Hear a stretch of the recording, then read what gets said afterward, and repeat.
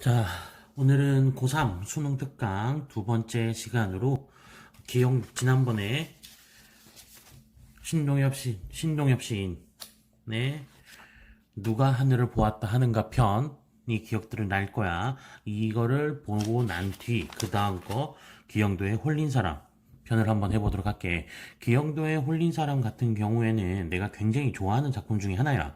자, 이 작품은 지금 현재 우리나라에 떠들썩하게 비추어지고 있는 신천지 하고도 연결될 수 있는 이야기라고도 생각을 하면 어떻게 보면 조금 더 편하지 않을까. 물론 그런 의도로 작가가 쓴 사람은 아니야. 이때 당시의 작가의 의도는 저항적 의지 혹은 비판과 풍자의 의도가 섞여 있었지만 요거를 현 시대로 빗대어 보자고 한다면 조금 이야기가 신천지 쪽으로 이야기가 이해를 하기에는 쉬울 수도 있다는 얘기야.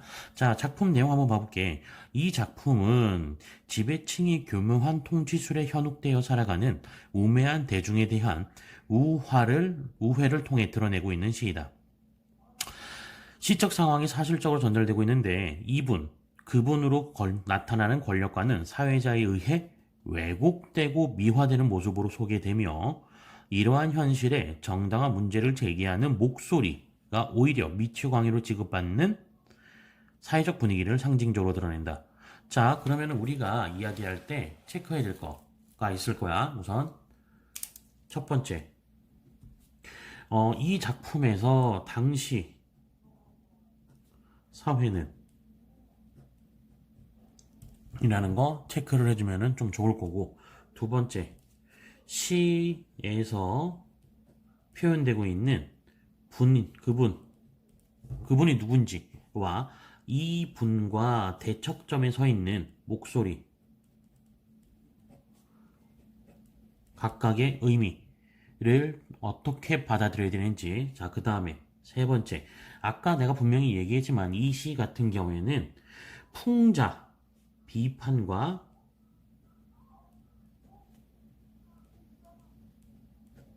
풍자의 의도가 조금 더 많다고 이야기를 했었어. 어느 부분을 통해서 비판과 풍자가 나타나는지를 우리가 조금 더 자세하게 봐주면 더 좋을 것 같아. 자, 그러면 시 내용 한번 살펴봅시다. 자, 본문 내용을 한번 쭉 볼 거야. 자, 사회자가 외쳤다. 사회자. 자, 여기서 이 사회자라는 사람이 빠졌네. 자, 분과 목소리를 이 분을 연결시키는 사회자가 어떤 사람인지 체크를 해주는 것도 좋을 거야. 사회자가 외쳤다. 여기 일생 동안 이웃을 위해 산 분이 계시다. 이웃의 슬픔은 이분의 슬픔이었고 이분의 슬픔은 일글거리는 빛이었다. 사회자는 하늘을 걸고 맹세했다.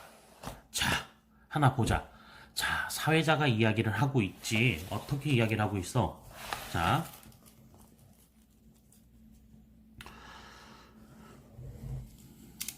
우선 첫 번째. 사회자가 이야기를 한단 말이야. 그분에 대한 이야기. 첫 번째. 이분은 이웃을 일생 동안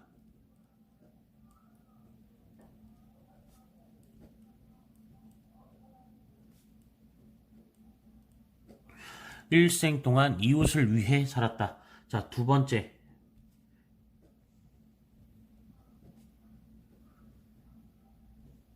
이웃의 슬픔은 이분의 슬픔과 동일했다. 즉, 이웃의 슬픔을 자신의 아픔과도 똑같이 느낄 정도로 그 사람들을 더욱 아끼고 사랑했다는 얘기지. 자, 그 다음에 사회자는 세 번째, 하늘을 걸고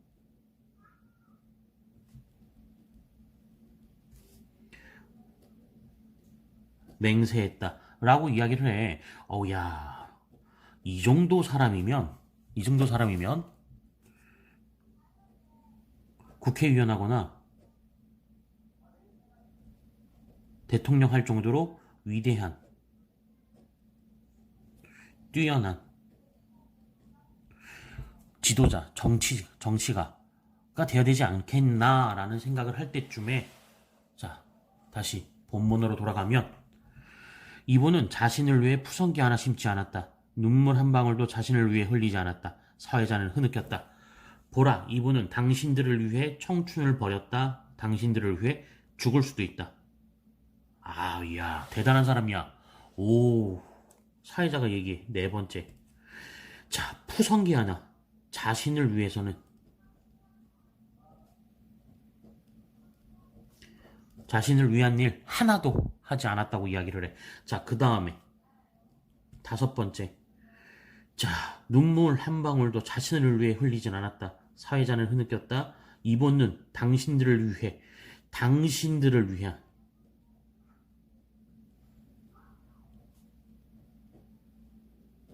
당신들을 위해 청춘도 버리고 당신들을 위해 죽을 수도 있다.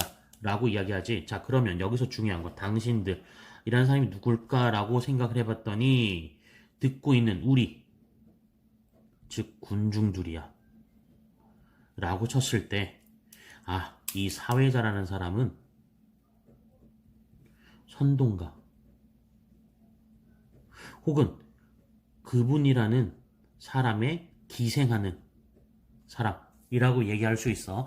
자, 정치 권력가가 굉장히 뛰어난 사람이 있을 때 그 정치 권력가 옆에는 그 사람의 기생하는 사람들이 꼭 있기 마련이라고 이야기를 해. 이거를 보려면 얼마 전에 내가 정말 재미있게 봤던 영화 중에 하나인 남산의 부장들이라는 영화가 있어. 그 영화는 실화를 바탕으로 했는데 뭐 그게 내용이 중요하진 않지만 그 영화에서 최고 권력자가 나오는데 그 최고 권력자 옆에 붙어 있는 아부하는 사람들, 기생하는 사람들의 내용이 이 사회자와 같다고 생각을 해주면 편할 거야. 자, 그럼 그 뒤에 내용을 한 번 더 살펴보자. 자, 그분은 일어서서 흐느끼는 사회자를 제지했다. 오우, 야, 씨. 나 같으면 박수 받고 싶을 텐데. 제지했대. 자, 그럼 이 부분에서 이 사람은 두 가지 중에 하나일 거야. 민망해서거나 아니면 겸손을 위한 거던가. 군중들은 일제히 그분에게 박수 쳤다. 사회자에게 선동당한 거지. 사내들은 울먹이고 감동한 여인들은 실신했다. 이 부분에서 마치 그 어떠한 종교가 보일 수도 있어. 그때 누군가 그분에게 물었다. 자, 이 누군가라는 사람이 이제 중요하게 나온다. 당신은 신인가? 당신은 유령인가? 라고 물었어. 자, 중요한 거.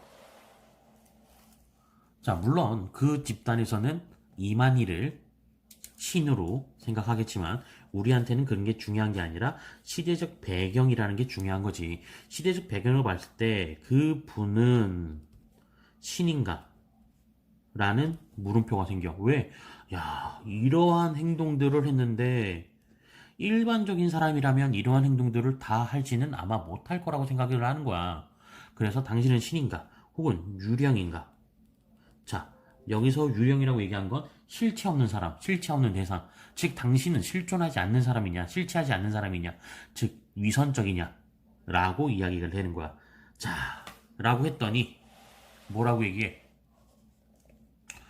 저 미치광이를 끌어내 사회자가 소리쳤다. 사내들은 달려갔고, 분노한 여인들은 날뛰었다. 그분은 사회자를 제지하고, 일제히 그분에게 박수를 치고, 울먹이고 실신했다. 그분의 답변은 아우성 때문에 들리지 않았다. 오, 야, 이분이, 자, 중요한 거 하나 얘기하자. 이분은 실제적으로 자기는 어떻다라고 이야기한 적은 전혀 없어. 사회자가 선동을 하는 것에 맞추어서 모션만 취했을 뿐이야. 즉, 모든 것은 선동당한 군중들이 이분들을 떠받들기 시작했다는 의도로 보일 수도 있어. 자, 그래서 이 작품에서 홀린 사람이라는 이 작품에서 가장 중요한 건 홀리게 한 사람이 문제인 게 아니야. 홀려진 사람. 즉 군중들, 우매한 군중들, 비판 없이 바라보는 군중들이 문제라는 비판과 풍자를 보여주고 있다라고 얘기할 수 있어. 자, 그럼 세 번째에 대한 해답은 우매한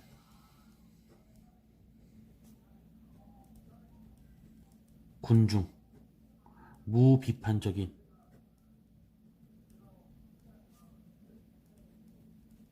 군중, 이라고 이야기를 할 수가 있겠지. 자, 기용도라는 사람은 굉장히 우울한 작품들을 많이 쓰던 사람이야. 이 사람 같은 경우에는 보통 시험이 많이 나오는데, 앞에 내가 앞 강의에서 백석의 강의를 한 적이 있어. 그 백석의 강의에서 중요한 이야기를 했던 것 중에 하나는 시상의 전환이 나올 거다. 그 시상의 전환이 나오면 이렇게 이렇게 해라 라고 얘기했던 적이 있는데, 기용도는 거기에 통하진 않아. 왜? 이 사람이 시상의 전환이라는 것 자체가 거의 등장하지 않아. 처음부터 끝까지 우울하게 가는 경우가 대부분이야. 그래서 기용도라는 사람은 우울, 비판이라고 생각을 해주면 편할 거야. 자, 거의 대부분이 그래. 기용도는. 그래서 기용도 작품이 나왔다 그러면 거의 100%의 확률로 우울한 감성과 비판적 감성이 나오겠구나 라고 생각해주면 된다. 그거 기억해줘. 자, 그럼 이제 다시 본문을 한번 보면 마지막 본문 포인트야. 자, 마지막 본문 포인트 요 부분.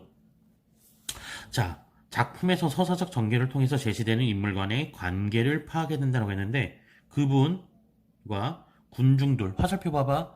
군중들의 화살표가 그분한테만 향해 있지.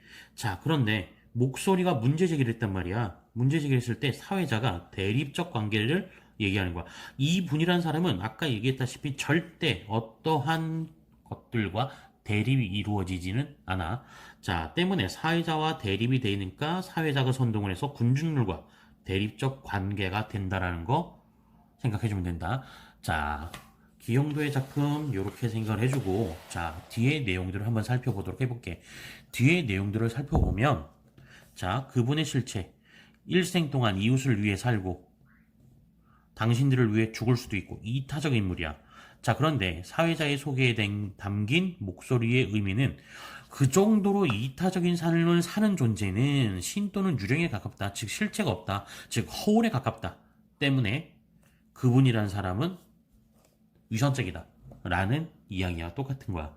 자, 홀린 사람의 특징을 보면 홀린 사람, 다른 사람을 유혹하여 정신을 차리지 못하게 하는 사람, 다른 사람의 유혹에 빠져 정신을 차리지 못하는 사람, 즉 사회자, 군중들 다 비판적 의도를 갖고 있다라고 이야기를 할 수가 있어. 자, 이렇게 기억을 해주면 조금 더 좋을 거야. 자, 기용도 작품까지 우선 올리도록 할게. 자, 다음 시간에는 박남수의 종소리를 들어가 보도록 할게. 자, 오늘은 여기까지.